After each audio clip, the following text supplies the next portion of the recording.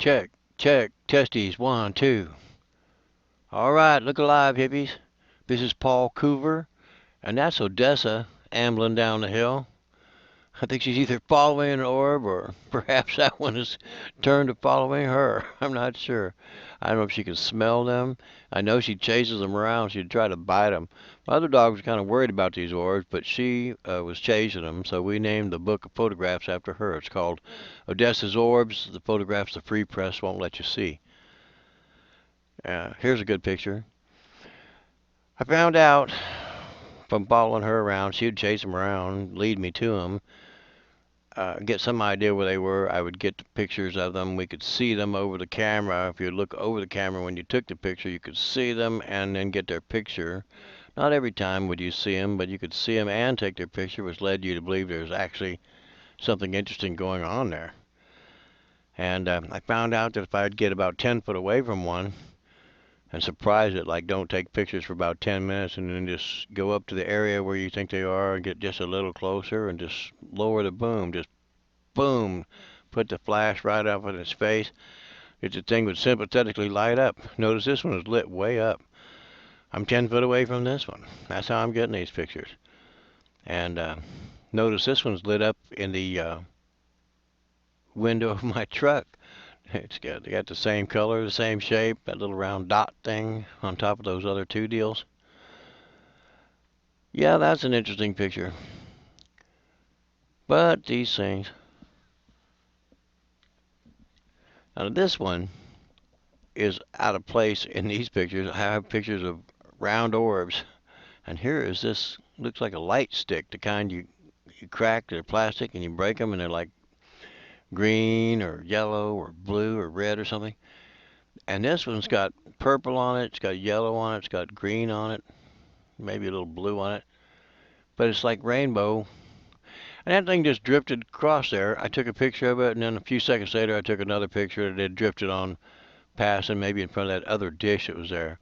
Yeah, but the reason I brought you here, I wanted you to see this picture. This is, I call this concentric rings, or the rings around Saturn. And it's okay for Saturn to have rings, but what are they doing in my backyard? Come on. Notice that emanating from the upper right-hand corner, there are concentric rings of these things. Things either turning or held apart from itself magnetically, like electrons in their valences and so forth. But there's something big. I totally missed this picture. What I wanted was a picture of what it was just to the right of it, okay? Maybe twice as big a picture to the right. Could maybe see the central hub of that wheel. Now here's an interesting picture. Here I'm about 10 foot away from this one too. The dog's not far away, and look at the detail on that. You see the orb? You see that detail? Someone thought I had taken pictures of the moon and did something with that, but no, that's a picture of an orb. And none of these are made up pictures. If I could make up pictures like this, I wouldn't be a ditch digger from Arkansas. I'd be doing something different. I'd be working in Hollywood. Hollywood! The first picture I ever saw like this, though, was on the cover of either an Isaac Asimov or a Heinlein book, either The Day Before Tomorrow or the Door into Summer or something. And there's a picture like this blue one in the foreground there, and I swear you could just about see symbols on it. If you look at it close enough, you expect to see something that says Eat at Joe's or Made in Taiwan or something, some kind of writing on it. But that's my mind playing tricks on me. But this picture, if I had to be known for one picture, I'd like to be known for this picture. I'm not sure this picture will ever be known, but if this picture isn't famous someday, I'll be surprised. And I didn't make that picture. There's some Indian corn in the foreground. There's a dried up sunflower in the foreground. There's some orbs in the foreground, and then they get up higher and higher in the air, and that tree's about 50 foot away, and I've done a color reversal on it. The sky is now white instead of black. And I've gone to grayscale, so it's a black and white photograph. You will notice this line of orbs going up into the sky.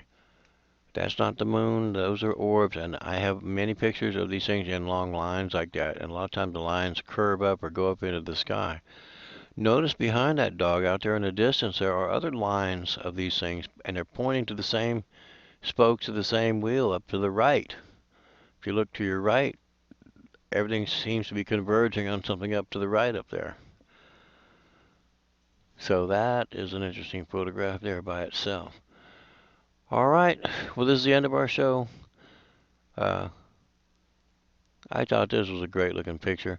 Notice that that one is about 7/8 moon. It's not a full moon. It's not a 3/4 moon. It's more than 3/4 and more like a 7/8 or something. It's not completely round because the orb is way up in the left-hand side of the picture. And I think that's good evidence that it's a three-dimensional object. All right, you guys, have some fun. Have a good evening. Thanks for watching. Bye bye.